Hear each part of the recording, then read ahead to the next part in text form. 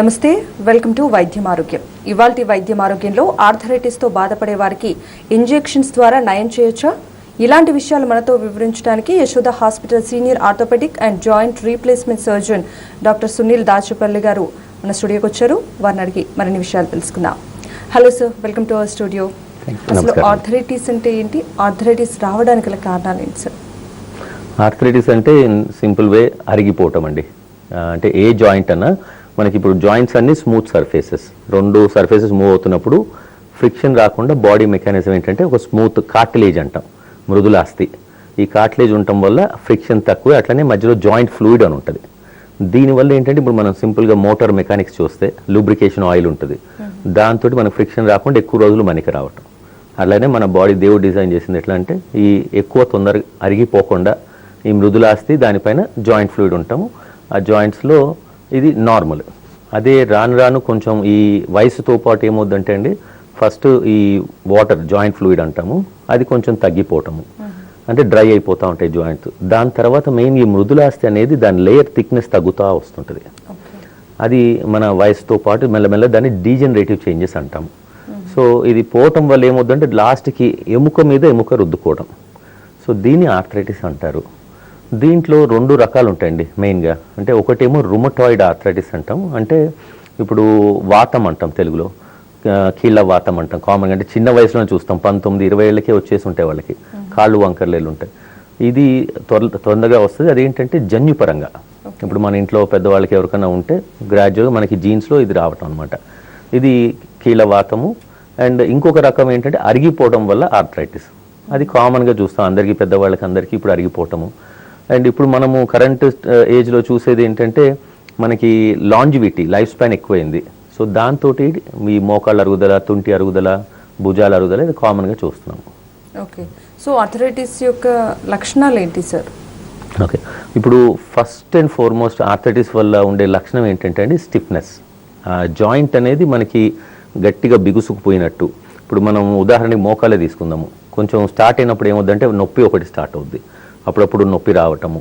దాని తర్వాత స్టిఫ్నెస్ ఒకటి, అంటే బిగుసుకుపోవటం. మీరు కూర్చొని చాలాసేపు కూర్చొని లేచి 2 అడుగులు వేయాలంటే స్టిఫ్గా అనిపించటము. దాని తర్వాత వాపు, ఉన్న జాయింట్ చుట్టూ వాపు రావటము. దాని తర్వాత సౌండ్ వినిపిస్తుంది మనకి, అంటే కటకటకట శబ్దాలు. అంటే ఇంకా బాగా అరిగిపోయి అదేంటంటే మా బోన్ మీద బోన్ రుద్దుకోవటం వల్ల ఇది వస్తుంటుంది. సో ఫస్ట్ పెయిన్, దాని తర్వాత స్టిఫ్నెస్, దాని తర్వాత స్వెల్లింగ్, దాని తర్వాత అప్పుడప్పుడు మీరు ఆ ఏరియాలో చేయి పెడితే అక్కడ వేడిగా ఉండటం, అది. దాని తర్వాత నెక్స్ట్ బాగా సౌండ్ రావటము. ఇంకా లాస్ట్ స్టేజ్లో వంకర్లు వెళ్ళటం, ఇప్పుడు కాళ్ళు చేతులు వంకర్లు పోతుంటాయి. దాని తర్వాత మొత్తం మూమెంట్స్ రావు. కొంతమందికి ఏంటంటే కాళ్ళు వంకర వెళ్ళిపోయి ఆ కాళ్ళు అట్లనే వంకరగా ఉంటాయి అన్నమాట. సో ఇది ఆర్థరైటిస్ ఫీచర్స్ అండి. సో ఒకప్పుడు చూసుకుంటే వయసు పైబడిన వారిలోనే ఇలాంటి పెయిన్స్ ఎక్కువగా చూసేవాళ్ళం. బట్ నవేడేస్ చూస్తే చిన్నపిల్లల్లో కూడా ఇలాంటి ఆర్థరైటిస్ ఎక్కువగా కనిపిస్తుంది. రీజన్స్ ఏంటి అనుకోవచ్చు సార్? మంచి క్వశ్చన్ వేశారండి. ఇందాక మనం అనుకున్నట్టు ఆర్థరైటిస్ 2 రకాలు ఉన్నట్టు, ఇప్పుడు రుమటాయిడ్ అనేది చిన్న వయసులో వాళ్ళకి రావచ్చు, అది వాళ్ళ తప్పు లేదు, అది జన్యుపరంగా వచ్చింది. మోస్ట్ ఇంపార్టెంట్ ఈ ఆర్థరైటిస్ వచ్చిన వాళ్ళు ఏంటంటే ఫస్టే చూపించేసుకొని మెడిసిన్ స్టార్ట్ చేస్తే అది దాన్ని కంట్రోల్లో పెట్టొచ్చు. అది ట్రీట్మెంట్ కాదు. అది ఒక్కటి అందరూ ముఖ్యంగా గమనించాల్సింది ఏంటంటే రుమటాయిడ్ ఆర్థరైటిస్ ఉన్నవాళ్ళు ప్లీజ్ మందులు టైంకి వేసుకోవాలి. మా దగ్గరికి వచ్చేవాళ్ళు చాలామంది మందులు రాసిన తర్వాత ఒక 2 నెలలు అట్లా చాలా బాగుందని మళ్ళీ మానేస్తారు, మళ్ళీ 2 సంవత్సరాల తర్వాత వస్తారు, అప్పటికి మొత్తం అరిగిపోయి ఉంటాయి. నెక్స్ట్ మీరు అన్నట్టు ఈ అరిగిపోవటం, ఇప్పుడు కామన్గా మనం చూస్తే పాతకాలంలో కొంచెం దూరాలు నడవాలన్నా ఎక్కడికైనా వెళ్ళాలన్నా ఎక్కువ వాకింగ్, ఎక్సర్సైజ్ లాగా ఉండేది. ఇప్పుడు అన్నిటికీ కార్లు, బైక్లు వచ్చిన తర్వాత కొంచెం ఎక్సర్సైజ్, ఫిజికల్ యాక్టివిటీ తగ్గింది. And many people have become couch potatoes. ఊరికే ఖాళీగా ఇంట్లో కూర్చొని టీవీయో, లేకపోతే ఇంకొకటి ముఖ్యంగా సెడెంటరీ. ఇప్పుడు చాలామంది ఇప్పుడు మనకి ఏంటంటే వర్క్ ఫ్రమ్ హోమ్ అని, లేకపోతే కంప్యూటర్స్ ముందు కూర్చొని దాంతో అలసిపోయేసరికి ఇంకా మళ్ళీ ఎక్సర్సైజ్ అనేది ప్రత్యేకంగా చేయాలంటే కొంచెం బద్ధకము. రెండోది మనకి ముఖ్యంగా గృహిణులు ఇండియాలో కామన్గా వాళ్ళు పొద్దు నుంచి బిజీగా ఉంటారు. నేను నిజంగా అందరినీ మెచ్చుకుంటాను, ఎందుకంటే వాళ్ళు చేసే పని ఎవరు చేయలేరు, గృహిణులు చేసేది.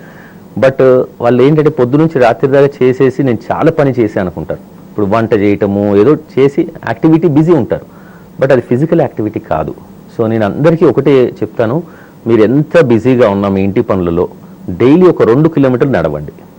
ఫ్లాట్ సర్ఫేస్ మీద ఎంత దూరమన్నా నడవచ్చండి. అరిగిపోయిన వాళ్ళు నడవచ్చు, మోకాళ్ళు అరిగిపోయి ఇంకా ఆపరేషన్కి రెడీ అయిన వాళ్ళు కూడా నడవచ్చు, దాంట్లో తప్పులేదు. కామన్గా మన ఇండియాలో మిస్కన్సెప్షన్ ఏంటంటే మోకాళ్ళు అరుగుతున్నాయంటే ఇంకా వాకింగ్ మానేస్తారు. అది చాలా తప్పు. యాక్చువల్లీ మానేస్తే దాంతో కండరాల పట్టుత్వం తగ్గి ఇంకా బోన్ మీద బరువు పెరిగి దాంతో ఇంకా తొందరగా అరిగిపోతాయి. సో వాకింగ్ అనేది చాలా ముఖ్యం. చెయ్యకూడదు ఏంటంటే మెట్లకి దిగటము, కింద కూర్చోవడము, ఇవి చేయకూడదు. మనకి అంటే స్వతహాగా మన భారతదేశంలో అందరికీ కింద కూర్చొని చేసే అలవాటు అయిపోయింది. సో దాంతో ఏంటంటే మూమెంట్స్ బాగానే ఉంటాయి, కానీ అది చేయటం వల్ల ఏంటంటే అండి తొందరగా అరిగిపోయి తొందరగా ఆపరేషన్ అవసరం ఉంటుంది. సో అందరికీ నా సజెషన్, ప్రతి ఒక్కళ్ళు ఫిజికల్ యాక్టివిటీ అనేది చాలా చాలా ముఖ్యం.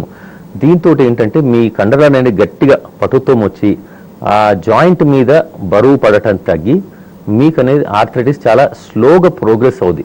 ఈ ఆర్థరైటిస్ అనేది ఎవరు ఆపలేరు.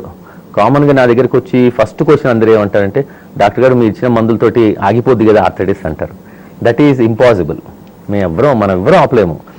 కాకపోతే ఏంటంటే మన ప్రోగ్రెషన్ తగ్గియొచ్చు. ఇప్పుడు సంవత్సరంలో అరిగిపోవాల్సిన 10 సంవత్సరాలు దాకా చేయొచ్చు. ఈ activity first exercises and activity అండి. ఎక్సర్సైజెస్ అంటే పరిగెత్తడాలు, రోజు జిమ్కి వెళ్ళడాలు ఇట్లాంటివి కూడా కాదు. ఒక 2 కిలోమీటర్లు రోజు లేదంటే ఒక అరగంట నడవండి, దాంతో చాలా చాలా బెనిఫిట్స్ ఉంటాయి. ఓకే, కాలర్ ఉన్నారు సార్. హైదరాబాద్ నుంచి రాజేంద్ర ప్రసాద్ గారు కాల్ చేస్తున్నారు. నమస్తే అండి. హలో హలో మాట్లాడండి, డాక్టర్ గారు ఉన్నారు, మీ సమస్య ఏంటో చెప్పండి. హలో రాజేంద్ర ప్రసాద్ గారు చెప్పండి. సార్ నమస్కారం సార్. ఏం లేదు సార్, నేను 67 years సార్ నాది. హలో వినపడుతుందా సార్? వినిపిస్తుందండి. 67 డయాబెటిక్ సార్. నాకు మోకాళ్ళ నొప్పులు ఒక 8 to 9 years నుంచి ఉన్నాయి సార్. ఇప్పుడు నొప్పులు అంటే మీకు రాత్రి పడుకున్నప్పుడు మోకాళ్ళ నొప్పులు ఉంటాయండి? రాత్రి ఉండదు సార్. అది ఆయింట్మెంట్ పెడతాను, తర్వాత టాబ్లెట్ కూడా తింటాను సార్ నొప్పులకు. ఓకే, టాబ్లెట్లు అనేవి సార్ నాకు డైలీ నేను వాకింగ్ చేస్తాను ఒక 3 to 4 kilometers ఈవినింగ్ కానీ మార్నింగ్ కానీ అట్లనే కుట్టుకుంటా. ఓకే సార్, మీరు చాలా మంచి పని చేస్తున్నారు సార్. మీరు అందరికీ ఆదర్శము. ఎంత అరిగిపోయినా నడవటం అనేది చాలా ముఖ్యము. నేను అందరు చెప్పేది ఎంత వీలైతే అంతవరకు నడవండి. నొప్పులు వస్తే కొద్దిసేపు రెస్ట్ తీసుకొని ఇంకా చేయగలిగితే చేయండి. ఒకటి. రెండోది, మీరు టాబ్లెట్స్ అన్నారు. ఈ టాబ్లెట్స్ అనేవి కామన్ గా మనం వేసుకోవాల్సింది పారాసిటమాల్ అండి. అందరూ నవ్వుతారు, పారాసిటమాల్ రాగానే ఫస్ట్ ఇది జ్వరం మాత్ర కదా అంటారు. ఇప్పుడు నేను లండన్లో 10 సంవత్సరాలు ఉండొచ్చాను. అక్కడ ఫస్ట్ మీరు రాసే అందరికీ 90% వాళ్ళకి రాసేది పారాసిటమాల్ మాత్రమే. ఎందుకు అంటే దానికి సైడ్ ఎఫెక్ట్స్ చాలా చాలా తక్కువ. మీరు ఎక్కువ సంవత్సరాలు తీసుకున్నా ఏం కాదు. నెక్స్ట్ ట్రామాడాల్ అంటాము, అంటే అల్ట్రాసెట్ అని మనం కామన్గా వింటుంటాము. ఈ మాత్ర కూడా చాలా బాగా పనిచేస్తుంది, సైడ్ ఎఫెక్ట్స్ తక్కువ. కాకపోతే కొంతమందికి ఏంటంటే తల తిరగటము, వాంతిలాగా రావటం అవుతుంటుంది. అట్లా ఉన్న వాళ్ళు సగం వేసుకోవడం కానీ లేదంటే మానేసి ఓన్లీ పారాసిటమాల్. ఈ 2 మాత్రలే నొప్పికి వాడండి. మామూలుగా బాగా నొప్పులు ఉంటే మీరు నొప్పి బిళ్ళ ఎప్పుడూ ఒక్కసారి వేసుకోవాలి. మీరు రెగ్యులర్గా వేసుకుంటే కిడ్నీలు పాడైపోతాయి. అంటే ఈ నొప్పి బిళ్ళ అంటే సింపుల్గా మనం అనుకుంటాం బ్రూఫెన్, కాంబిఫ్లామ్, అసిక్లోఫినాక్, డైక్లోఫినాక్, ఇవన్నీ నొప్పి బిళ్ళలండి. ఇట్లాంటి బిళ్ళలు ఎక్కువగా వాడొద్దు, ఎప్పుడో ఒకసారి వాడొచ్చు. తర్వాత ఇప్పుడు లేటెస్ట్గా ఇంకో రకం ట్యాబ్లెట్ వచ్చింది, అది నరాల మీద పనిచేస్తుంది. ఇప్పుడు ఇవన్నీ కూడా ఏంటంటే ఇప్పుడు మనకి కొంచెం నొప్పులు కంఫర్టబుల్గా పెట్టడము, వీలైన రోజులు లాగటం, ఇది ముఖ్యమండి. ఇప్పుడు మీరు ఆగకుండా ఎంత దూరం నడవగలరు సార్? Call disconnect. కరెక్ట్. ఓకే అండి, లెట్ మీ జస్ట్ కంప్లీట్. ఇప్పుడు ఆగకుండా కామన్గా అండి, ఇప్పుడు నాకు అర్థమైంది, ఇప్పుడు ఆయన 67 ఏళ్ళు అండ్ డయాబెటీస్ అన్నారు, హైపర్ టెన్షన్ అన్నారు. ఆ వయసులో అందరికీ ఆల్మోస్ట్ ఉంటాయి. అది సైడ్ ఎఫెక్ట్స్ ప్లస్ దానికి కాంట్రడిక్షన్ కాదు సర్జరీకి. మోస్ట్ ఇంపార్టెంట్ మనము జరగనన్ని రోజులు జరిగించాలి. అంటే కొద్ది సింపుల్ ట్యాబ్లెట్స్ వేసుకుని ఆయింట్మెంటు, ఎక్సర్సైజెస్ అది చేసుకుంటూ, ఇట్లా ఇందాక ఆయన అన్నట్టు వాకింగ్ చేసుకుంటూ ఎన్ని సంవత్సరాలు వీలైతే అన్ని సంవత్సరాలు. ఇంకా నా వల్ల కాదు డైలీ యాక్టివిటీస్, ఒక బాత్రూమ్ దాకా వెళ్ళి రావడం కష్టము, రాత్రి పడుకున్నప్పుడు మెలకు వస్తుంది, మళ్ళీ జాయింట్స్ అన్నీ బిగిసిపోయినట్టున్నాయి, ఇట్లాంటివి ఉంటే కళ్ళు మూసుకొని ఆపరేషన్ చేయించుకోవడం. ఇదే ఇప్పుడు ఈ రెండింటికి మధ్య రకము మనము ఇంజెక్షన్స్ గురించి వాళ్ళు డిస్కస్ చేయబోతున్నాం. ఓకే సార్, చిన్న బ్రేక్ తీసుకొని కంటిన్యూ చేద్దాం సార్. ఆర్థరైటిస్కి సంబంధించి మరిన్ని విషయాలు తెలుసుకుందాం చిన్న బ్రేక్ తర్వాత. Stay with us. వైద్యం ఆరోగ్యం, వైద్యం ఆరోగ్యం. Welcome back. అండ్ అలాగే సార్, ఆపరేషన్ లేకుండా ఎలాంటి లేటెస్ట్ ట్రీట్మెంట్స్ ఉన్నాయి సార్? ఇప్పుడు మమ్మల్ని కష్టపెడుతున్నారు మీరు. నేను ఆపరేషన్ చేసే సర్జన్ని ఇట్లాంటి ట్రీట్మెంట్ చెప్పకూడదేమో. జోక్స్ అపార్ట్, మోస్ట్ ఇంపార్టెంట్ అండి, అందరికీ ఆపరేషన్ అవసరం లేదు. అండ్ ఇందాక నేను చెప్పినట్టు ఫస్టే మీకు జాయింట్ పెయిన్ స్టార్ట్ అవుతే ఎవాల్యుయేషన్ చేయించుకోండి. అంతేగాని ఎవరో ఇచ్చారు కదా అని ఒక నొప్పి బిళ్ళ వేసేసుకోవడము, తగ్గిపోయిందని అశ్రద్ధ చేసే కన్నా అసలు ఎందుకు వస్తుంది ఫస్ట్. ఇప్పుడు చిన్న వయసు వాళ్ళకి, ఇప్పుడు 35 వాళ్ళకి మోకాళ్ళ నొప్పులు వస్తాయి, వాళ్ళల్లో కూడా నేను అరుగుదల చూశాను. సో అందుకని మీరు ఎర్లీగా దాన్ని ఫస్ట్ అనేది డయాగ్నోసిస్, కీళ్ళవాతమా లేకపోతే అరుగుదల వచ్చిన నొప్పి, ఫస్ట్ ఇది చూసుకోవాలి. దాని తర్వాత ఇప్పుడు ఫస్ట్ యాక్టివిటీస్, ఫిజికల్ యాక్టివిటీ. ఇప్పుడు అరుగుదల బాగా ఉంటే పరిగెత్తే కార్యక్రమాలు చేయకూడదు. అంటే పరిగెత్తడము, దూకడము, మనం స్కిప్పింగ్ చేస్తాము, స్కిప్పింగ్, జాగింగ్, జంపింగ్ ఇలాంటివి అసలు చేయకూడదు. చేస్తుంటే అది ఇంకా రాపిడి గురై తొందరగా అరిగిపోద్ది. కానీ ఎంత అరిగినా కానీ వాకింగ్ అనేది చేయొచ్చు, సైక్లింగ్ చేయొచ్చు. కాల్ తర్వాత డిస్కస్ చేద్దాం. నవీన్ సిద్దిపేట నుంచి కాల్ చేస్తున్నారు. నమస్తే అండి. నమస్కారం మేడం. మాట్లాడండి డాక్టర్ గారు. నమస్కారం అండి. నమస్కారం డాక్టర్. నమస్తే అండి. సార్, అయితే నాకు లాస్ట్ ఇయర్ ఇదే డేట్ కు యాక్సిడెంట్ అయింది. ఓకే. అయితే బాగా హెడ్ ఇంజరీ అయ్యే వరకు దాని హెడ్ కు ఆపరేషన్ అయింది. అట్లనే మోకాలు ఫ్రాక్చర్ అయింది సార్. చెప్పండి సార్. మోకాలు ఫ్రాక్చర్ అయితే దానికి క్రాక్ వచ్చింది అన్నారు. యశోద హాస్పిటల్ సికింద్రాబాద్ లో జాయిన్ అయినా. ఎంఆర్ఐ స్కాన్ తీసిన తర్వాత మామూలుగా ఇట్లా పట్టి ఇచ్చారు, పెట్టుకుంటే తగ్గుతుందని. దాన్ని పెట్టుకొని అది నడిచినా ఎటు నడిచినా కానీ ఇట్లా బాగా నొప్పి లేస్తుంది సార్. మెట్లు పైన ఎక్కినా కొద్దీ బాగా నొప్పి లేస్తుంది. మీకు కాలు కదిలిపోయినట్టు అనిపిస్తుందా? ఇప్పుడు పట్టీ లేకుండా మీరు నడుస్తుంటే కాలు కదిలిపోయినట్టు అనిపిస్తుందా? పడిపోతానేమో అనిపిస్తుందా? ఒక్కోసారి సడన్ గా బైక్ మీకు ఇట్లా కిందికి దిగినప్పుడు, చైర్ మీకు లేచినప్పుడు ఇట్లా పడిపోయినట్టు ఇట్లా అనిపిస్తుంది సార్. మీరు మీ డాక్టర్ని అడగాల్సింది ఏంటంటే, ఎంఆర్ఐ స్కాన్ అయిపోయింది అన్నారు, దాంట్లో లిగమెంట్ ఏమన్నా కట్ అయిందో కనుక్కోవాలండి. మీ వయసు ఎంతండి? సార్ నాది 19 సార్. 19. 19 అంటే మీరు కొంచెం జాగ్రత్త పడాలి, ఎందుకంటే మీరు చాలా చిన్న వయసు. ఇప్పుడు లిగమెంట్స్ అనేవి కట్ అయిపోతే ఏమవుద్దంటే అండి, ఈ కాలు కదిలిపోయి రాపిడి గురే తొందరగా అరిగిపోతుంది. సో అందుకని ఆ లిగమెంట్స్, అన్ని లిగమెంట్స్కి ఆపరేషన్ అవసరం లేదు. చాలా లిగమెంట్స్కి ఎక్సర్సైజెస్, స్ప్లింట్స్ అంటాం. అంటే దానికి తగ్గట్టు దాని సపోర్ట్ ఇచ్చి అది అతికేదాకా ఆ సపోర్ట్ వేసుకుంటే దానికదే అతికిపోయే ఛాన్సెస్ ఉంటాయి. సో అందుకని మీరు త్వరగా మీ అంతకుముందు డాక్టర్ని ఎవరినైతే కలిశారో ఆ డాక్టర్ గారిని సంప్రదించి ఆ ఎంఆర్ఐలో ఫైండింగ్స్ ఏమైనా ఒక్కసారి డిస్కస్ చేయండి. డిస్కస్ చేసిన తర్వాత ఎక్సర్సైజ్ అయ్యని చెప్తే, ఇప్పుడు ఆల్రెడీ మీకు 1 year అయిపోయింది. ఇప్పుడు అసలు నొప్పులు ఉండకూడదు. ఉన్నాయి అంటే దానికి క్షుణ్ణంగా పరిశీలించాలి, లేదంటే ఫ్యూచర్ మీకు కొంచెం కష్టమయ్యే ప్రమాదం ఉంది. ఓకే సార్, ట్రీట్మెంట్స్ గురించి మీరు చెప్తున్నారు, ఒకసారి కంటిన్యూ చేయండి. ఇప్పుడు ఇందాక మనం అనుకున్నట్టండి, ఆర్థరైటిస్కి ట్రీట్మెంట్స్ అనుకున్నాము. సో ఫస్ట్ అండ్ ఫార్మోస్ట్ ఏంటంటే, అందరూ ఒకటి, ఆర్థరైటిస్ అంటే ఆపరేషన్ భయపడుతున్నారు. అసలు ఆపరేషన్ అన్నిటికీ అవసరం లేదు. ఇప్పుడు నా కొంతమంది ఉన్న పేషెంట్స్లో 85 ఉన్న వాళ్ళు కూడా ఇవాళకి కూడా జాగింగ్ చేసేవాళ్ళు ఉన్నారు, ఫాస్ట్గా నడిచేవాళ్ళు ఉన్నారు. సో కాకపోతే ఏంటంటే కొంచెం జాగ్రత్తలు. అన్నిటికన్నా ముఖ్యం ఏంటంటే, ఫస్ట్ ఇందా మనం అనుకున్నట్టు నొప్పులు స్టార్ట్ అవ్వగానే ఫస్ట్ అసెస్మెంట్ అయిన తర్వాత అందరికీ నాకు రిక్వెస్ట్, డాక్టర్లు నమ్మండి మెజారిటీ. లేదా మీకు ఆ డాక్టర్ మీద నమ్మకం లేకపోతే ఇంకొక నమ్మే డాక్టర్ దగ్గరికి వెళ్ళండి. అంతేగాని ఇప్పుడు నేను సింపుల్ ఎగ్జాంపుల్ చెప్తాను. ఒక ఎక్స్రే రాస్తాను, పేషెంట్ అడుగుతాడు, సార్ ఎక్స్రే అవసరమా, ట్యాబ్లెట్ రాయచ్చు కదా అంటాడు. నేను అంటాను, బాబు నువ్వు అంత ఖర్చు పెట్టి నా దగ్గరికి ఎందుకు రావడానికి? అట్లాంటప్పుడు మీ ఊర్లోనే ఆర్ఎంపీకి చూస్తే మందులు రాస్తాడు కదా. ఇప్పుడు మీకోసమే చేస్తున్నాం అది. ఇప్పుడు ఎక్స్రే చేయడం వల్ల మాకు వచ్చేది ఏమి ఉండదు. ఆ ఎక్స్రే చేయడం వల్ల ఎంత అరిగింది, దానికి తగ్గ ట్రీట్మెంట్ ఏంటి. ఎందుకంటే అండి, ఇప్పుడు బాగా అరిగిపోయింది, దానికి కీ హోల్ సర్జరీలని లేకపోతే ఇంజెక్షన్లని వేస్ట్. అట్లనే కొంచెమే అరిగింది, అర్లీ స్టేజ్లో మనం జాగ్రత్త పడాలి. సో అందుకని ఫస్ట్ కన్జర్వేటివ్ మెథడ్స్ అంటాము, అంటే ఎక్సర్సైజెస్, వెయిట్ లాస్, బరువు బాగా అంటే బరువు తగ్గటము. దాని తర్వాత ట్యాబ్లెట్స్, ఇప్పుడు లేటెస్ట్గా గుజ్జు ట్యాబ్లెట్స్ వచ్చినాయి. ఆ ట్యాబ్లెట్స్ వేసుకుంటే అంటే గుజ్జు రాకపోవచ్చు, కానీ చాలామంది పేషెంట్ దాంతో చాలా కంఫర్టబుల్ ఉండి 5-10 years ఈజీగా లాగేశారు. ప్లస్ ఆల్సో దాంతో సైడ్ ఎఫెక్ట్స్ పెద్దగా ఉండవు, ఎందుకంటే సప్లిమెంట్స్ లాగా అది. దాని తర్వాత నెక్స్ట్ ఇందా మనం అనుకున్నట్టు ఇంజెక్షన్స్. ఇప్పుడు లేటెస్ట్గా చాలా ఇంజెక్షన్స్ వచ్చాయి, దాంతో కూడా ఆ కార్టిలేజ్ అనేది రీగ్రోత్ ఉంటుంది. అది ఉండటం వల్ల ఏంటంటే ఇప్పుడు మనకు ఆపరేషన్ అయ్యే ఛాన్సెస్ తక్కువ. ఓకే, సో ఈ ఎలాంటి ఇంజెక్షన్స్ వచ్చాయి సార్? ఎన్ని టైప్స్ ఆఫ్ ఇంజెక్షన్స్ ఉన్నాయి? ఇప్పుడు అంతకుముందు మనకి అందరికీ తెలిసింది ఏంటంటే అండి స్టెరాయిడ్ ఇంజెక్షన్. అది కూడా మళ్ళీ స్టెరాయిడ్ అనగానే అందరూ వెంటనే కళ్ళు పెద్దగా చేసి అమ్మో స్టెరాయిడా అంటారు. అంటే స్టెరాయిడ్ అనేది అది విషం కాదు, తగ్గ మోతాదులో తీసుకుంటే అది మంచి ట్రీట్మెంట్. అంటే ఒక ఇంజెక్షన్ చేయటం వల్ల మీకు పెద్దగా ప్రమాదం ఏమి ఉండదు. అండ్ కామన్గా మనం చేసేది ఏంటంటే అండి జాయింట్లో చేస్తాము. ఆ జాయింట్లో చేయటం వల్ల దాని చుట్టూ ఉన్న రెడ్నెస్ అంటే ఇన్ఫ్లమేషన్ అంటాం, ఆ రెడ్నెస్ తగ్గించి నొప్పి తగ్గుద్ది. అది ఎందుకు తగ్గిస్తున్నాము? ఒకటి ఏంటంటే మీకు కొంచెం నొప్పులు తగ్గితే కొద్దిగా నడవటమో ఎక్సర్సైజ్ చేయటమో చేస్తే మెల్లమెల్లగా ఆ ట్యాబ్లెట్స్ కూడా పనిచేసి గుజ్జు ట్యాబ్లెట్లు అన్నీ కలిపి మీకు కొంచెం రిలీఫ్ వస్తుంది. అది ఫస్ట్. అది ఎవరికి ఇస్తాము? కొంచెం బాగా అరిగిపోయిన వాళ్ళకి, లేదా పెద్దవాళ్ళు ఇంకా కొంచెం 85, 70, 90 వచ్చేసి ఇంకా ఆపరేషన్ చేసుకునే శక్తి లేదు.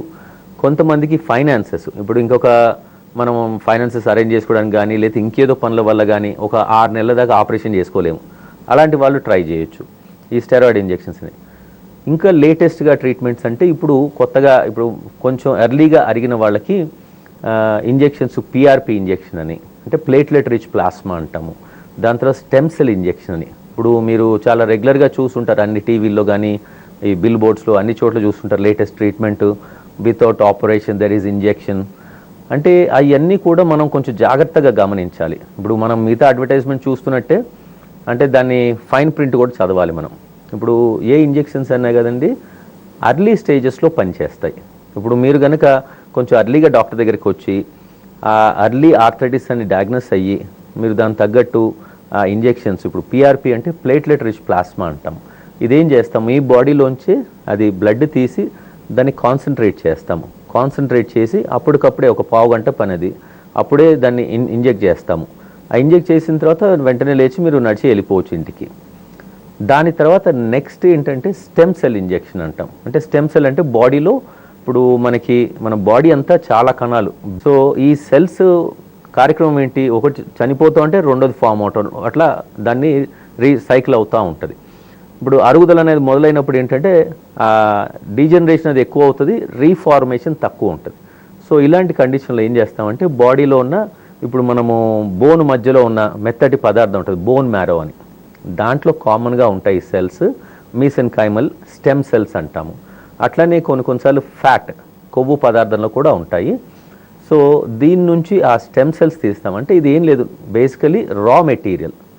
ఏంటంటే బేబీ సెల్స్, అది మనం ఎక్కడ పెడితే దానిలాగా మోడిఫై అవుద్ది. ఇప్పుడు ఉదాహరణకి మోకాల్లో వేసాం కాట్లేజ్ దగ్గర, కాట్లేజ్ లాగా తయారవుతుంది అనమాట. అంటే ఆల్మోస్ట్ నియర్ నార్మల్ కాట్లేజ్ లాగా అవ్వటము. లేదంటే టెండినోపతి అంటాం, ఇప్పుడు మన బోన్స్కి అటాచ్ అయ్యే టెండాన్స్ అంటాం, అక్కడ ఉంటే అక్కడ వేస్తే టెండాన్ లాగా మారటం. అంటే దానికి తగ్గట్టుగా అనుగుణంగా మారుతుంటాయి. సో దీన్ని స్టెమ్ సెల్స్ అంటాము. అండ్ దీనిలోనే ప్రిపరేషన్స్ పలు రకాలు వస్తుంటాయి.